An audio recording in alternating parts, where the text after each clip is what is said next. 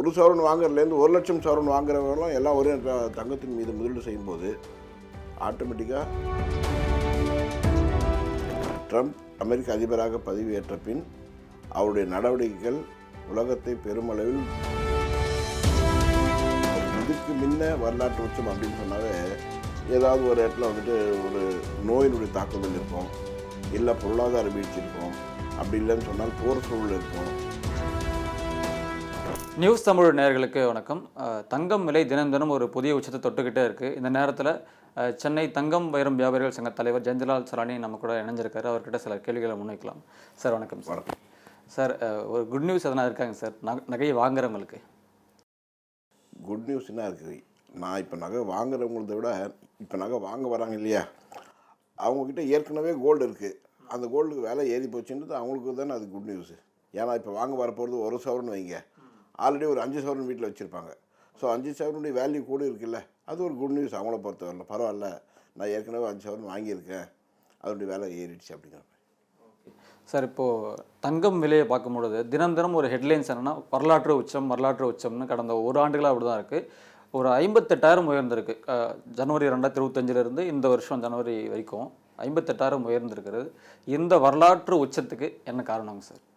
இல்லை, இதுக்கு முன்ன வரலாற்று உச்சம் அப்படின்னு சொன்னாவே ஏதாவது ஒரு இடத்துல வந்துட்டு ஒரு நோயினுடைய தாக்குதல் இருக்கும், இல்லை பொருளாதார வீழ்ச்சி இருக்கும், அப்படி இல்லைன்னு சொன்னால் போர் சூழல் இருக்கும்.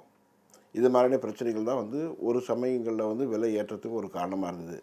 ஆனால் அதையெல்லாம் தாண்டி சமீப காலமாக கடந்த ஒரு 6-8 மாதமாக நீங்கள் பார்த்தீங்கன்னு சொன்னீங்கன்னா பிரச்சனையே அப்படின்னு சொன்னீங்கன்னா ஒன்றுமே கிடையாது, வெறும் வர்த்தக போர். வர்த்தக போர் என்பது ட்ரம்ப் அமெரிக்க அதிபராக பதவியேற்ற பின் அவருடைய நடவடிக்கைகள் உலகத்தை பெருமளவில் வருத்தத்தில் கவலையில் ஆழ்த்தியுள்ளது அப்படின்னு சொல்லலாம். ஏன்னா அவருடைய ஒரு நடவடிக்கையும் பெரிய அளவில் ஒரு தாக்கத்தை ஏற்படுத்தியது உலக பொருளாதாரத்தில். முதல்ல வந்து எல்லா நாடுகளுக்கும் முன்பெல்லாம் எப்பவுமே இல்லாத அளவுக்கு எல்லா நாடுகளுக்கும் அவர் எந்தெந்த நாடு அவர் தன்னுடைய கட்டுப்பாட்டின் கீழே கொண்டு வரணும், தனக்கு கீழே தான் அவங்க இருக்கணுங்கிற மாதிரி நினைக்கக்கூடிய நாடுகள் அல்லது அவரை வந்து மிஞ்சி செல்லக்கூடிய ஒரு நாடுகள் எதாக இருந்தால் அவங்களுடைய வளர்ச்சியை வந்து தடுக்கும் விதமாக அதன் மீது வரி விதிப்பு அப்படிங்கிற மாதிரியான ஒரு விஷயத்தை கொண்டு வந்தார். இது வந்து எங்கேயுமே நடக்காத ஒரு விஷயம். அது மாதிரி பண்ணி அது ஏதோ ஒரு பல காரணங்களாக அவர் சொல்கிறார், பொருத்தமில்லாத சில காரணங்களாக சொல்லி அது கொண்டு வந்து அதன் மீது வந்து ஒரு திணிப்பு, அதாவது அதனுடைய வளர்ச்சியில் ஒரு தடைகளை ஏற்படுத்தி அதன் மூலமாக உலக பொருளாதாரத்தை சீரழிவுக்கு கொண்டு செல்லும் பாதையில் அவர் வந்து பயணித்து கொண்டிருக்கிறார்னு சொல்லலாம். இதெல்லாம் தான் காரணம். அதனால் என்ன ஆகும்னா, பொதுவாகவே வந்து பல வகையான முதலீடுகள், அதாவது நம்மள இந்தியாவை பொறுத்தவரை முதலீட்டாளர்கள் அப்படின்னு பார்த்தீங்கன்னா நம்ம சாதாரண மக்கள் தான், நுகர்வோர் தான் நம்முடைய முதலீட்டாளர்கள். ஆனால் சர்வதேச அளவில் பார்த்தீங்கன்னா முதலீட்டாளர்கள்னு தனியாக ஒரு ஃபண்டு கம்பெனி இருக்குது.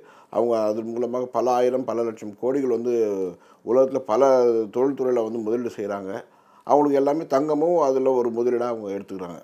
ஸோ அப்படி அவங்க எடுக்கிறவங்களுக்கு இது மாதிரியான சூழ்நிலை வரும்போது அவங்க வந்து வேறு துறையில் வந்து இப்போ ஒரு பங்குச்சந்தையில் முதலீடு செய்கிறவங்க பொருளாதார வீழ்ச்சி வந்தாலும் பங்குச்சந்தை வந்து வீழ்ச்சியை நோக்கி போகும். அதனால் வந்துட்டு பங்குச்சந்தையில் முதலீடு செய்வதை தவிர்த்தால் அப்போ என்ன பண்ணுவாங்க, சரி உடனே பாதுகாப்பான முதலீடு எது, இல்லை நல்ல லாபம் தரக்கூடிய முதலீடு எதுன்றது அவங்க அனலைஸ் பண்ணுவாங்க. அப்படின்னு பார்த்தீங்கன்னா அந்த முதலீட்டில் வந்து தங்கம் தான் இருக்கும், அதில் போய் முதலீடு செய்ய ஆரம்பிச்சிடுவாங்க. இப்படி எல்லாமே ஒரே நேரத்தில் செய்யும்போது அதனுடைய விலை உயரும்போது சாதாரண நுகர்வோர், சாதாரண சின்ன முதலீட்டாளர்களோ ஒரு ஆசை வரும், பரவாயில்ல தங்கத்துடைய விலை ஏறுது, அதனால் அதில் முதலீடு நம்ம செய்யலாம், அவங்களும் செய்ய தொடங்குவாங்க. அப்புறம் மக்கள் நினைப்பாங்க, ஐயோ விலை ஏறுது. அவங்க வந்து நேரடியான நுகர்வோர், அவங்க வெறும் நகை தான் வாங்குவாங்க, முதலீடு கிடையாது. அவங்கள பொறுத்தவரை ஒரு நகை வாங்கணுங்கிறது அவங்களுக்குலாம் ஒரு பயத்தை உண்டு பண்ணோம், ஒரு பேனிக் உண்டு பண்ணோம். விலை ஏறுத உடனே இது வாங்கிடணும், அவங்களும் எல்லாமே வாங்க தொடங்குவாங்க. இப்படி எல்லாமே, அதாவது 1 சவரன் வாங்குறதுலேருந்து 1,00,000 சவரன் வாங்குறவங்களும் எல்லாம் ஒரே தங்கத்தின் மீது முதலீடு செய்யும்போது ஆட்டோமேட்டிக்காக அதனுடைய விலை வந்து கூடுது. இதுதான் முக்கியமான விஷயம். இதெல்லாம் தாண்டி பல நாடுகள் தங்களிடம் கையிருப்பாக வைத்துள்ள அமெரிக்க டாலர்களை தங்கமாக மாற்ற தொடங்கியிருப்பதும், பல நாடுகளில் உள்ள மத்திய வங்கிகள் தங்களிடம் கையிருப்பாக உள்ள அமெரிக்க டாலர்களை தங்கமாக மாற்ற தொடங்கியிருப்பதும் இன்னும் விலை மிக வேகமாக உயர்வதற்கு ஒரு காரணமாக உள்ளது. இதான் நீங்கள் சொன்னீங்க, புதிய உச்சம், தினம் ஒரு உச்சம் அப்படிங்கிற மாதிரியெல்லாம் வரலாற்று உச்சம் அப்படின்லாம் சொன்னீங்கன்னா, இந்த வரலாற்று உச்சம்ன்றது இப்போ தான் ஆரம்பிச்சிருக்கு. முடிவு எவ்வளோ தூரத்தில் இருக்குன்றது தெரியாது, அந்த அளவுக்கு அதனுடைய பாதை இருக்குது. சார், நம்ம அமெரிக்க அதிபர் ட்ரம்ப் பற்றி பேசும்பொழுது அவர் ஆட்சிக்கு வந்தே இப்போது ஒரு 6 மாதம் தான் முடிய போகுது, இன்னும் ஒரு 1 இயர் கூட முடியல, இன்னும் ஒரு 3 வருஷம் இருக்குது. இதுக்குள்ளே என்ன நடக்கும்னு எதிர்பார்க்கலாம்? ஏன்னா இப்போ கிரீன்லாந்து இஷ்யூ வரைக்கும் போய்கிட்டு இருக்கு. இதாக கேட்குறேன். இல்லை, அவர் ஃபஸ்ட்டு வந்துட்டு வெனிசுலா வந்து ஒரு நாட்டிற்கு உள்ளே போய் அந்த நாட்டினுடைய அதிபரையே கைது செய்கிற அளவுக்கு அதனுடைய இது வந்து ஒரு வகையான தீவிரவாதம்னே சொல்லலாம்.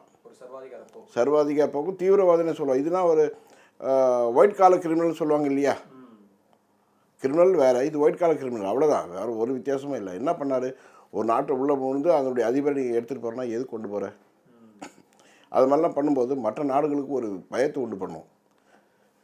சரி, நம்ம தனித்தனியாக பிரிஞ்சு இருக்கக்கூடாது, நம்மலாம் ஒன்றா இருந்தது தான் அப்படின்ற மாதிரி ஒரு அமைப்பு. இப்போ நீங்கள் பார்த்தீங்கன்னா கடந்த ஒரு 4 நாட்களுக்கு முன்பாக நேட்டோ நாடுகள் மீது சில வந்து வரி விதிக்கிறேன், 10% வரி பிப்ரவரி 1ஆம் தேதி முதல் அமலுக்கு வருகிறது, நான் சொல்கிறத நீங்கள் செய்யலைன்னு சொன்னால் அந்த 10% மிக விரைவாக 25% மாற்றிடுவோம் அப்படின்னா.